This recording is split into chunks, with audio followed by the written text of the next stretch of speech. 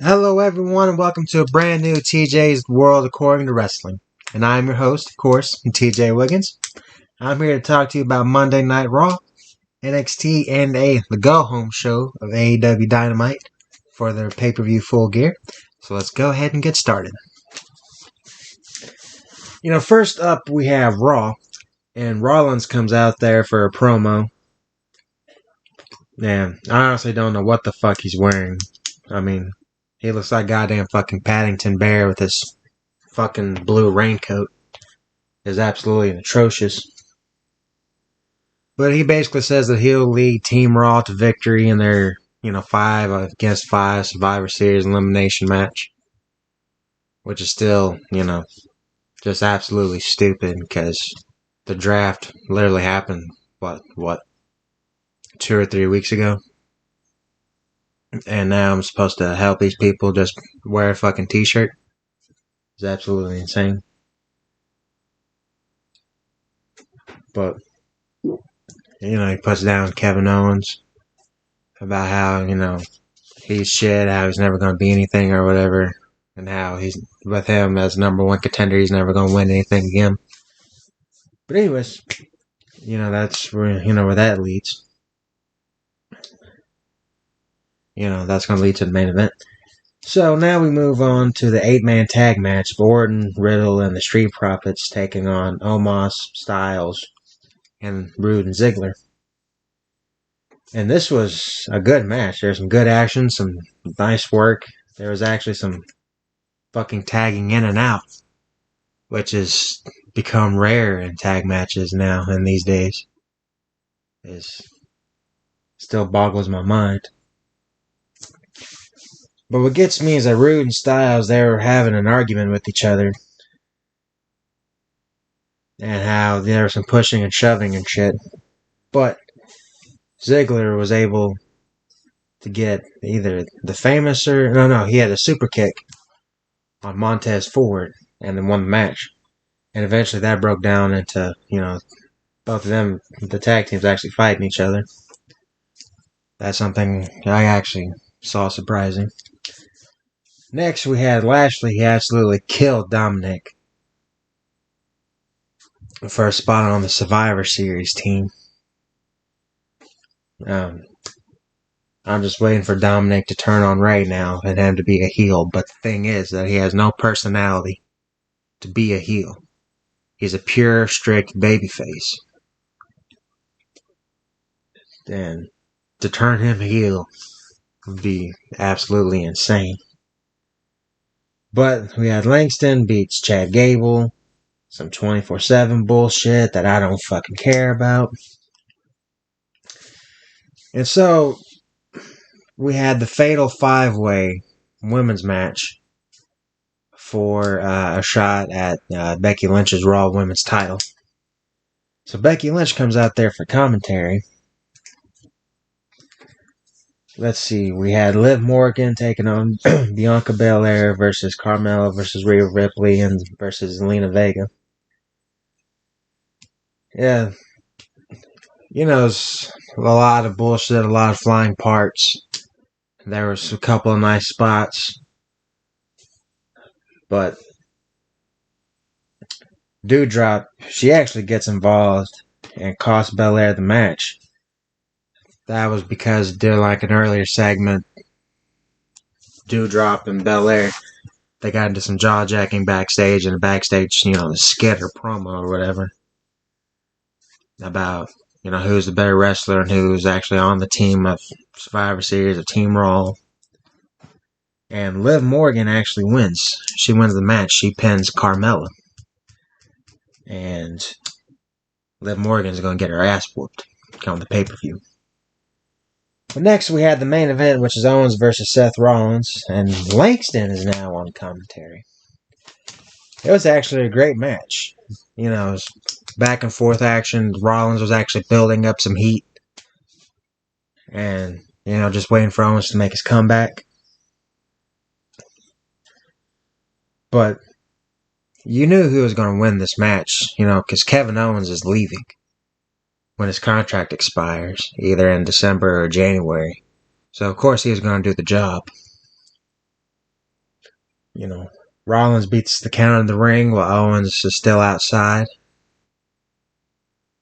And, after that, Owens and Langston, they both get into a verbal confrontation to where Owens accuses Langston of costing him the match because he bumped into him. But then Langston, yet again proving he had a heel turn, beats Owens up. And the crowd is fucking cheering. Which is absolutely stupid. A babyface is beating up another babyface. The babyface beating up the other babyface who's not in the match is turning heel. But anyways. Next we go on to NXT. And by God, this show is complete shit, people. I'm fucking telling you. We started off with a 6-woman tag match. We had the Horrors of Toxic Attraction, and that's literally what I have written down here. Taking on Carter, Kanzero, and Io Shirai. Io Shirai is the only one of these 6 women that actually knows how to wrestle. The match went to picture, and I gotta be honest with y'all guys. I fucking flipped the channel. Yeah, I really didn't care that I went to picture. And guess what happened? Of course, the 3 fucking whores won the match. Yeah. This just fucking astonishes me, is that you put the belt on these 3 women. And, not Raquel Gonzalez, not Dakota Kai, not Io Shirai. Women that can actually wrestle. But no. You're putting on these 3 fucking idiots. These goddamn whores that have no business being in a wrestling ring. Next, Kaylee Ray beats Sarai. It's Ray, I think. Not exactly sure. Then we had the Japanese guy with the jacket, and Kushida. They, honest to God, have a fucking tag team named called Jacket Time. My head literally fucking exploded. Who the fuck thought of this shit? Who literally said that that's a good idea, that's a good tag team? And to have both of these fucking idiots go along with it. They're buried and they killed their careers right off the bat. And I agree with Wade Barrett. He hit the nail on the head for this one, boy. He said that this was the worst tag team name ever, and goddamn it, he was right. Fucking Beth Phoenix says, what about Techno Team 2000? Jacket Time is a hell of a lot worse than that. I mean, my God. That is absolutely despicable and horrendous. They went up against Brutus and Julius of the Diamond Mine. And I believe Brutus and Julius won, if I'm not mistaken, if I remember correctly. And, that's just pushing Diamond Mine, who you could take Strong and Bivens out of the picture. Those 2 are good. They could actually be, a thing together. But I just want Strong to fucking go ahead and get released already. Because Kyle O'Reilly's contract ends in December. Have Strong request his release and be granted. Just reform the Undisputed Era, and everything will be fine. Next, Cameron Grimes, fucking Trevor Lee beats some jobber. But not Uso. Sequoia, whatever. He's a fucking Uso. He's fucking Rikishi's son. But anyways. He was in a triple threat match. And he won the triple threat match between Knight and Grayson Waller. Next, the main event. This was Carmelo Hayes with, his buddy Trick, on the outside. He's managing him against Pete Dunne. Why are heels fighting each other? They're supposed to be on the same side, but will stab each other at any moment. But There was no need to stab each other at any moment. Why are they in a match fighting against each other? I like Dunn. Hayes is okay, but he can clearly tell he still has some work to go through.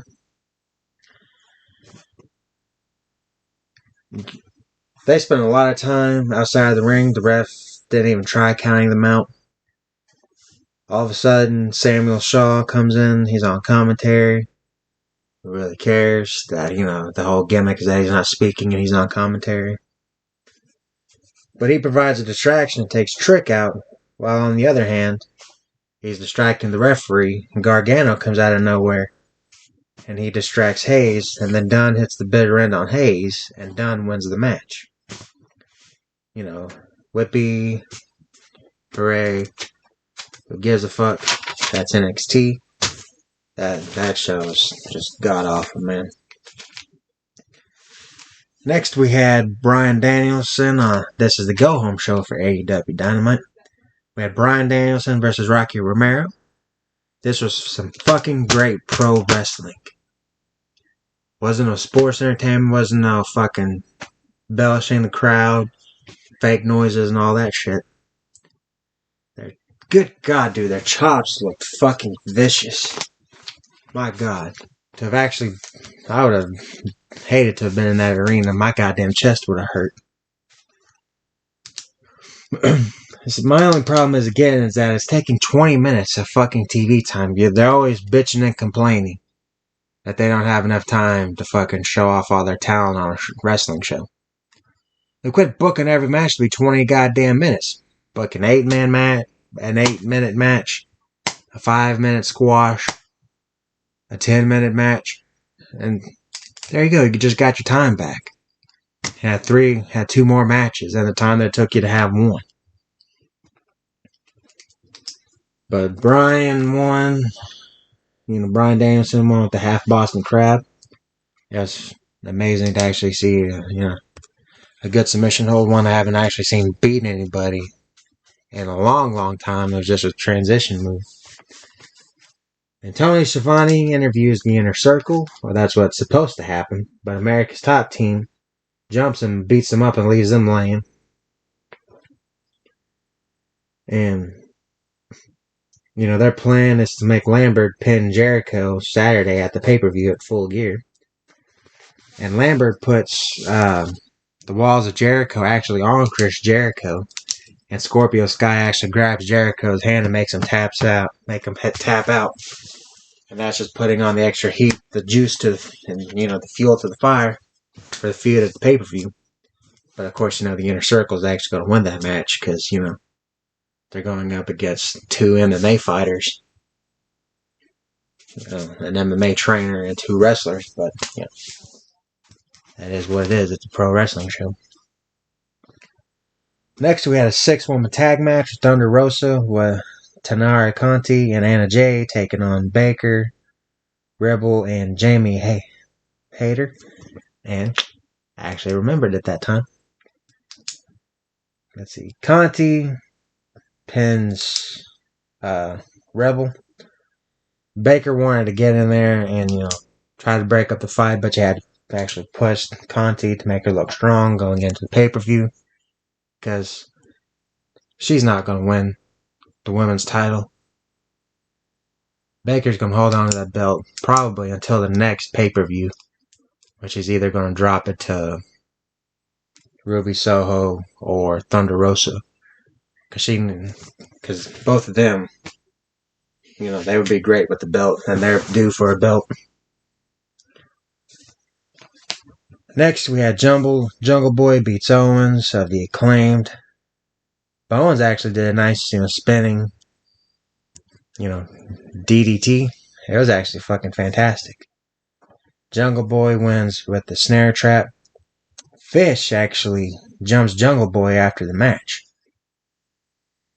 And that leads to this confrontation to where it had the first on-screen interaction in AEW of Bobby Fish and Adam Cole. And how he seemed to join forces with them and the Super Elite. Not sure if he's inducted into it yet or not.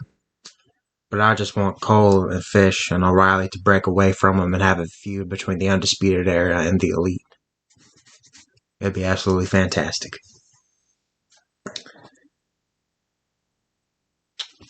Let's see. Wardlow beats up a jobber to make him strong, to make it seem like, he's actually important.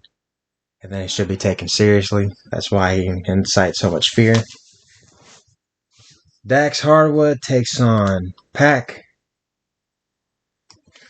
And this actually started off some great mat wrestling. A lot of takedowns, a lot of headlocks and forearms onto the ground and shit.